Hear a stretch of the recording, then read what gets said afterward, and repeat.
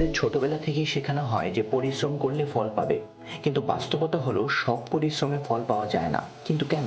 Number এক, ভুল জায়গায় পরিশ্রম করলে ফল আসে না। দিনরাত খাটলেও যদি ভুল কাজে শক্তি দাও তাহলে কোনো ফল পাবে না। তার মানে পরিশ্রমের চেয়ে দিক নির্দেশনা বেশি গুরুত্বপূর্ণ।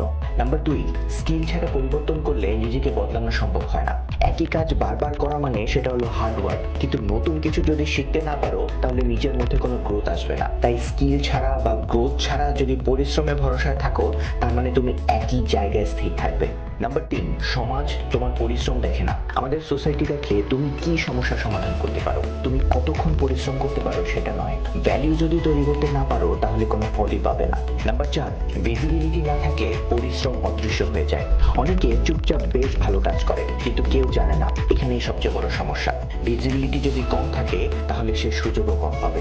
এবং নাম্বার পাঁচ, ভুল সময় ভালো কাজ করলেও সেটার ফল আসতে দেরি হয়, কারণ সময় খুবই ইম্পর্ট্যান্ট একটা ফ্যাক্টর। তাই আজকে কোনো কাজের ফল এলো না তার মানে এই নয় যে পরবর্তীতে এটার কোনো ভালো ফল তুমি পাবে না। তাই একটা কথা মনে রাখবে, পরিশ্রম অবশ্যই খারাপ কিছু না, কিন্তু সঠিক দিক, স্কিল এবং সময় ছাড়া যদি শুধুমাত্র পরিশ্রম করে যাও সেটা তোমাকে ক্লান্ত করবে আর কিছু নয়। তাই পরিশ্রম করো, কিন্তু বুদ্ধি নিয়ে।